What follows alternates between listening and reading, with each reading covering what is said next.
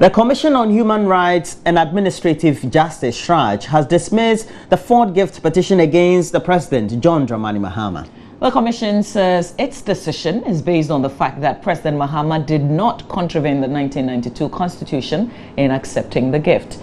According to CHRAJ, at the end of its preliminary investigation, it concluded that based on the extensive evidence assembled, the allegations that the President contravened Article 284 of the 1992 Constitution by putting himself in a situation of conflict of interest was not substantiated. Consequently, the Commission held a view that full further investigations into the allegations were not warranted and therefore dismissed the allegations. Here are excerpts of the recommendations made by CHRAJ in a text presentation.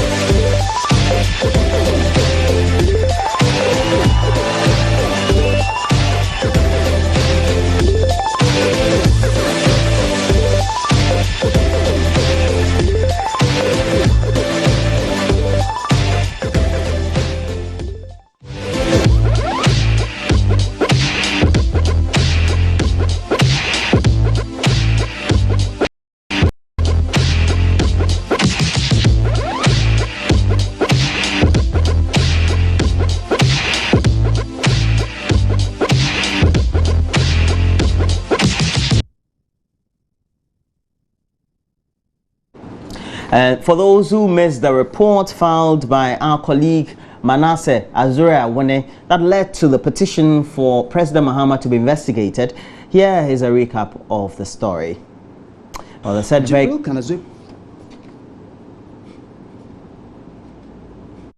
He accused me of trapping him to disclose information he would ordinarily not disclose. I was in Burkina Faso to investigate allegations that he used undue influence to win a contract. He defended the process through which he won the contract and justified the cost of the project. The Ghana Embassy fence wall in Burkina Faso was built around a piece of land that is yet to be developed. The land is about the size of a football pitch and is located at the ambassadorial enclave in Ouagadougou. Ghana's ambassador to Burkina Faso at the time of the project, Chief Dauda Mandiaya Baumia, said he wrote to Mr. Kanazwe and 2 other contractors to submit quotations for the project. Mr. Kanazwe explains how he won the contract. It's institutional way of managing his contracts matter. We got a letter from the embassy that a bid, and we have sent our quote. We replied to the bid, and we got the contract. Was it advertised in newspapers or they wrote to you directly? Oh, they wrote to us. It was not on newspaper. A former chief executive officer of the Public Procurement Authority, Ajenim Boatiaje, said a contract of this nature should have gone through competitive bidding. Now, if you talk of a 650,000 or a 2 million contract or 2 million procurement, the law definitely requires that, one, you cannot use request for quotation because it's got a threshold of 20,000 and above. It could either be a national competitive tendering or international competitive tendering. Attempts to get details of the contract from the Foreign Affairs Ministry yielded no results. The Public Procurement Authority, on the other hand, would not comment on whether the ministry sought approval or not. In the office of Mr. Kanazwe hangs a photograph of him and President John Mahama. Exactly a week before I went to meet him in Burkina Faso, President Mahama had commissioned the 46-kilometer Dodo-Pepeso section of the Eastern Corridor Road, Mr. Kanazwe's latest project in Ghana. I also want to take the opportunity to thank Meshes Umaru Kanazwe, Contractors Limited of Burkina Faso, for the very high quality of work they have done on this stretch of road. As I said, perhaps this is one of the best quality roads in Ghana today. Joy News has evidence that Jibril Kanazwe sent a brand new Ford Expedition vehicle to President Mahama in 2012, the year he got the embassy fence wall contract and a 25.9 million euros road contract.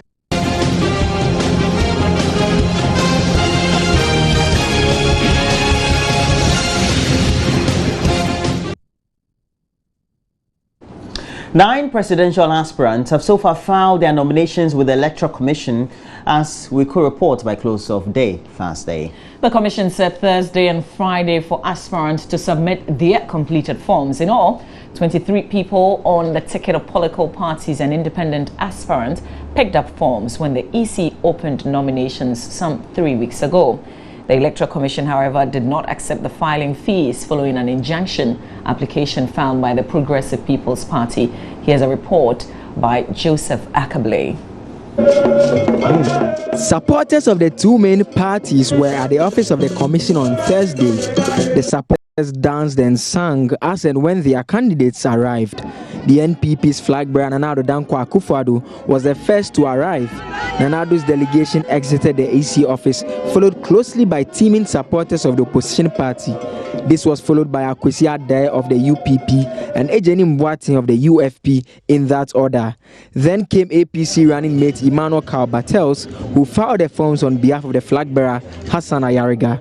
Kofi Akpaloo of the IPP was next to present his completed form to the commission.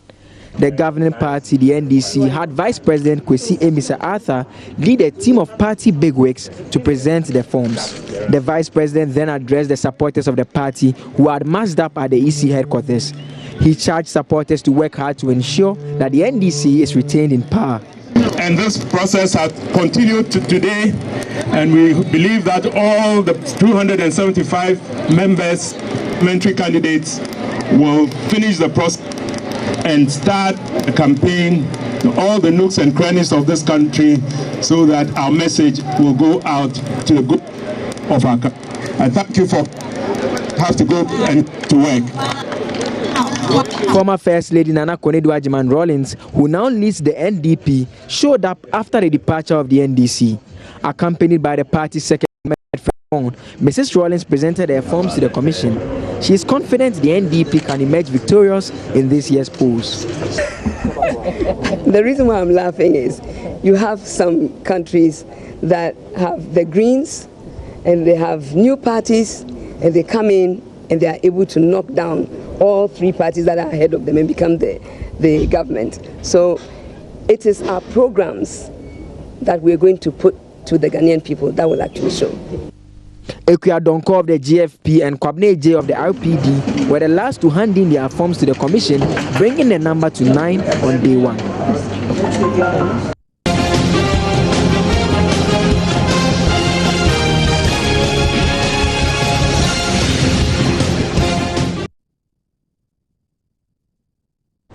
The management of the Greater Accra Progressive Transport Executive is assuring the public it has put in place structures to ensure that the buses they are currently operating on the route do not deteriorate in the same manner that other services have. At a press briefing on Thursday, management was quick to assure the press that all is set for the official mid-October launch of the Ayalolo bus service. Jennifer Ekwamo has more.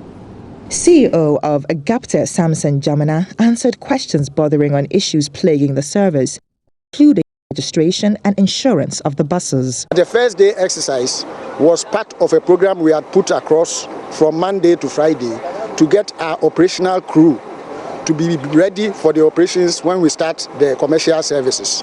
So all the protocols, the operational protocols that we had designed, we wanted to test them in real life simulation on the corridor. So our bus drivers, our back office operational officers, etc., will get used to the kind of hiccups they are supposed to be expecting on the corridor. And if there are remedial actions that we immediately find out, then when we come back to the station, to the depot and back to the classroom, we review those things. And this is exactly what happened on Tuesday and Wednesday. We came back to the classroom to review exactly what we had discovered on the corridor in terms of our protocols and the changes that we needed to make. So we are now ready to get back on the road and again look at additional challenges that we may encounter in terms of our equipment, in terms of our drivers, in terms of our operational support, etc. And then again do the review. We will do this again for today, the evening peak, and then tomorrow, and then on Saturday we'll do a comprehensive review of exactly all that we have observed during the exercise that we've carried out. The buses were insured. So in terms of insurance, the buses were covered. What we didn't have was the registration numbers. So I wouldn't say buses that did not have insurance. He explained measures put in place to ensure the sustainability of the GAPTES service. The immediate project is the Amasaman corridor, and we already have the funding and we are almost completing the Amasaman corridor. We also have funds for the Adenta corridor. So we are working on both, but the other corridors will require additional funding. And how do you plan on getting that additional funding?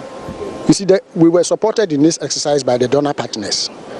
They are awaiting to see the success of the pilot on the Amasaman corridor, and I'm sure they will come back to assist us in developing our other corridors. Probably back to my question on the timelines. How many years are you looking at? Our vision was basically a year 2020 vision. That by the year 2020, we would have developed most of the corridors with these big bus operations, so that it will be something that will be a feature of Accra, having the Ayalolo services as part of the Accra landscape. GAPTE has also offered to transport school children for free Friday afternoon as part of plans to run up its pilot run before the official launch. For Joy News, Jennifer Ekwamo. And that'll be it for the news. As always, we're streaming live on our channel on YouTube, My Joy Online. But if you search our page on Facebook, you'll see that we're live. So hello to